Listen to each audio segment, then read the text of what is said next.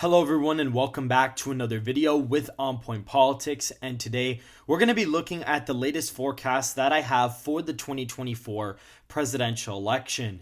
Hit the like button and subscribe for more content just like this. And so, looking at these safe Republican states, we have the states of Utah, Idaho, Montana, Wyoming, the Dakotas, as well as all of Nebraska except the 2nd Congressional District. We also have the state of Kansas, Oklahoma, Arkansas, Louisiana, Mississippi, Alabama, Tennessee, Kentucky, Indiana, West Virginia, and Missouri in the safe Republican column, bringing Trump to 113 safe electoral college votes. Looking at all these states, they have shifted the past 20 years or so into the Republican column.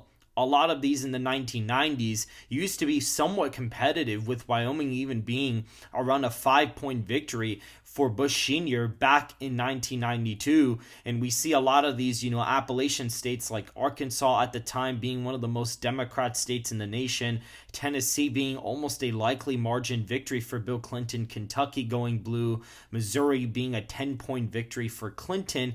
And so the past 20, so years have really shaped that part of the country to be a solid red behemoth for Republicans going into the future. And based off of my election model and analysis, more than likely all of these states will remain in the safe Republican column, with Kansas now falling in the plus 15 vote category. In the last cycle, Kansas voted for Trump by 14.6%. My current forecast currently has him winning the state of Kansas by 16.4%. So about a 2-point gain in the state of Kansas, which signifies a leftward trend of a point, as my election model currently has the popular vote at plus 1.7 for Harris, based off of the polling data that we have and the national approval ratings of both candidates. Going into the safe Democrat states, we have the states of California, Oregon, the state of Washington, the state of Hawaii, state of Illinois, Vermont, Massachusetts, Maryland, D.C., Rhode Island, Connecticut, and the state of New York, as well as Maine's 1st Congressional District, bringing Harris and Walz to 164 safe Democrat electoral votes. A lot of these states did go safe in the previous election. The only states that were safe in the previous cycle that are not in the safe column now are the states of New Jersey and Delaware. Donald Trump is gaining with Hispanic and white voters nationwide, and Joe Biden had a very unique point of strength in the state of Delaware. If we actually look at the state, it actually trended quite a bit to the left in 2020, mainly because Biden was able to inflate the Democrat support there. New Jersey has been continuously moving to the right every single cycle since the early 2000s, and so with those coupled together, even with Harris nearly winning the popular vote by 2 points, she is actually still not winning these in the safe category. States like Illinois and New York now fall in the safe category, contrary to my previous projections where I had these in the likely Democrat column for incumbent President Joe Biden. Looking at the likely Republican states, we have the state of Alaska. This is about an 11-point victory in the latest forecast. It basically rounds out to 11 points. The exact forecast is around 10.6% for Donald Trump. This is a state that's been trending to the left. They recently elected a Democrat to the House with the ranked choice voting. And with ranked choice voting, this race might honestly be even closer. It really depends on election day tallies, but more than likely, the former president is going to win the state of Alaska by at least over 10 percentage points in the latest forecast. In the state of Texas, we have a pretty decent victory there. This forecast has the state of Texas being a 7.8 percentage point win for Donald Trump. Presumably in the state of Texas, we saw in 2020, there was a humongous shift in the southern border counties, and more than likely, based off this margin, Donald Trump is probably going to make minimal gains in the southern border and potentially reverse trends in Tarrant, Denton, Collin, Kaufman, Dallas County, as well as in Harris County, where certain major metropolitan areas like Houston are, the Austin area may possibly slow down for Democrats, as well as Fort Worth and Dallas. So that is going to be interesting to monitor, but more than likely the state of Texas is going to move to the right of where it was in the previous cycle. So that is that for the state of Texas. For the state of Iowa, that is going to be in the likely Republican column as well at 11 points for Donald Trump, as well as the state of Ohio. These states will move to the right by 3 points, basically moving with the rightward trend of the nation of 3.1% at this point in time. Looking at these two states, Donald Trump has made serious gains in them. A lot of counties did shift to the right in this cycle, but suburban areas like Des Moines and Cedar Rapids and Soak City definitely moved the state a little bit to the left of where it was from the previous cycle. But Trump improved in almost all the rural counties. Ohio was basically the same thing. Trump improved in rural Ohio and in working class Ohio in the eastern side, but places like Columbus and Dayton and Cincinnati kind of really basically erased all the gains he would have made there. So that is also fairly interesting to see. I think he's going to continue to grow in the rural areas and white working class areas, and will potentially move a place like Montgomery County back in his column. He probably ends up getting Summit County pretty close, and Athens will probably be somewhat competitive this cycle. So that's what explains that margin of victory that I have for him in the forecast. South Carolina, a 14.5-point win. In the state of Florida, we also have around a 7-point victory in the state, 7.3%. Presumably, Donald Trump will be gaining in Miami-Dade once again. Right now, the state currently is, basically, is a 3.5-point victory this cycle. He probably gains minimally in Miami-Dade, possibly by a few points, potentially wins the county. He probably flips Pinellas back, probably flips Duval back, but certain places like West Palm may not flip, so may not Broward. A place like Osceola County may not flip. Orange may not get super duper close. He may make some gains in rural, Florida, but some suburban areas, like Duval may trend to the left. So that's why you may only see a 7-point victory in the state of Florida in this potential forecast. Now, that is essentially it. Well, Maine's 2nd congressional district is in the likely column at about 10 points for Donald Trump, mirroring his 2016 victory there.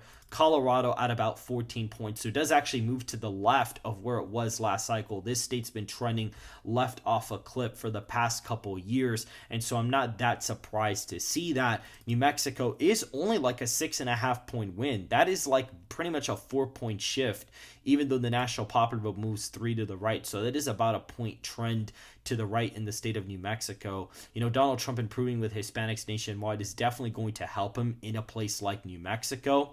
In the state of Virginia, we do have about an 8-point victory. Harris may hold on strong in some of these suburban areas like Fairfax and Loudoun County, but Donald Trump probably gains in rural Virginia just a tiny bit, which will be an effect of gaining in Kentucky, and West Virginia as a whole. So that's probably what gives Trump an extra couple points in the state. New Jersey, Delaware, I believe Delaware's like around a 14-point victory, and New Jersey's probably in the 13-point margin. New Hampshire, is about a 6-point win, Maine at large in this forecast.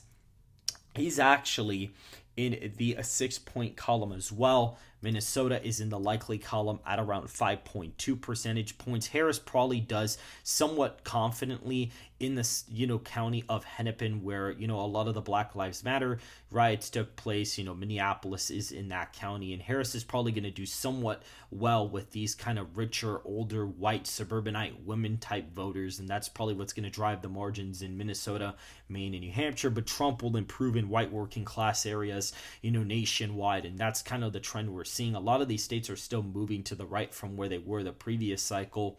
And so before we continue, guys, we did have a fundraiser stream very recently with me and Red Eagle Politics, and we were actually able to raise $3,000 in the span of 3 hours to help SoCal Strategies, the pollster that we trust to give the most accurate and transparent data.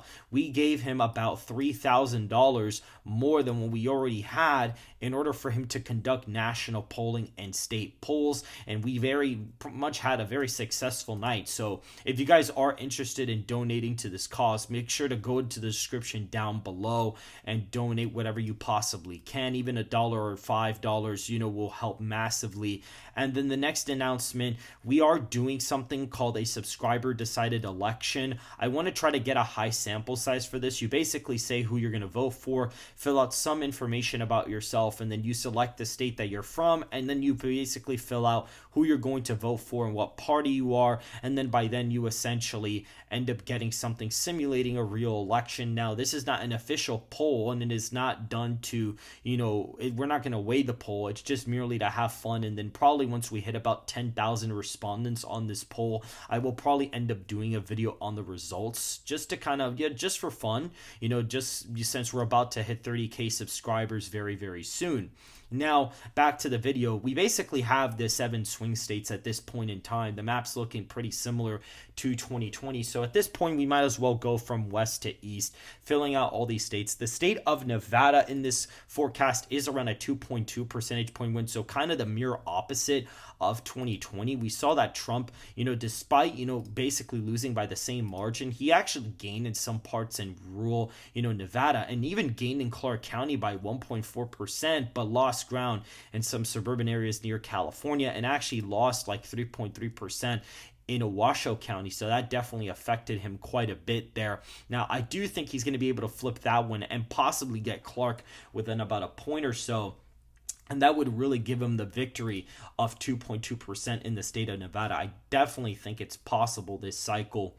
The next state is the state of Arizona, where Biden gained 5 points in Maricopa. I think Trump's probably going to gain 2 to 3 points back, and he will more than likely keep gaining in the outer parts of the state, which would give him a margin of about roughly 2.3% in the state of Arizona. The state of Georgia is a 1.1 percentage point victory.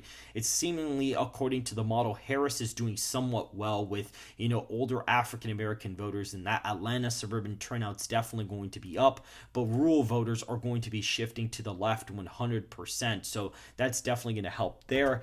In a state like North Carolina, we also end up having a forecast here about 2.5%. Right now, we clearly see that Donald Trump does improve by about 1.2% from the previous election there. So that does go in the lean Republican column. Looking at the state of Wisconsin, that is going to be a lean margin of 1.4 percentage points. Donald Trump probably gains in the WOW counties and in some exurban areas and probably some rural counties overall. I think he'd improve statewide. I don't really see Harris gaining necessarily anywhere. In a state where I actually see Harris doing even worse in is the state of Pennsylvania, where she is projected to lose by 1.9 percentage points in this forecast. And in Nebraska second, she's still expected to hold on. This district's been trending to the left quite a bit now. Does actually move with the national popular vote, believe it or not. It actually moves slightly to the right of the national popular vote. So funny enough, this may actually be trending like about 0.3% to the right. I guess it being redrawn did definitely help Republicans in this district. So if Donald Trump wins the popular vote, more than likely he would end up winning Nebraska second. And the final state on this forecast is the state of Michigan, which is in fact going to Kamala Harris in this scenario. Now, this projection is a little bit questionable from the model. Do I agree with this necessarily? No, I think Trump is going to do well enough in rural Michigan to stop Harris from winning. But as of right now in the forecast, with the favorability data that we have, all the trends that we have, the fact that it trended to the left in the previous cycle, more than likely, possibly Trump is not doing well enough with white voters to potentially end up losing the state. So that's where that's going right now. Even New York Times polling, yes, it did have Harris up by 4, but when you adjust for crosstab data, she actually is still up in the poll by about a point, and Trump is up in Wisconsin and Pennsylvania when you adjust for the sampling polling errors by about 2 points, which is somewhat roughly about what I have. So that is fairly interesting. there. And so that is essentially it for this video, guys. Donald Trump's at 297 electoral college votes to Harris's 241 in this forecast. Make sure to go ahead and hit the like button, subscribe to the channel if you want more content just like this, and make sure to go ahead and donate to our sponsor, or at least donate to help us sponsor SoCal Strategy so we can get the most accurate data. Me, him, and Ready Go Politics, we are all going to be analyzing the Pennsylvania poll that we are conducting once it is complete. And so, guys, make sure to go ahead and hit the like button and subscribe, and I will see you guys in the next video.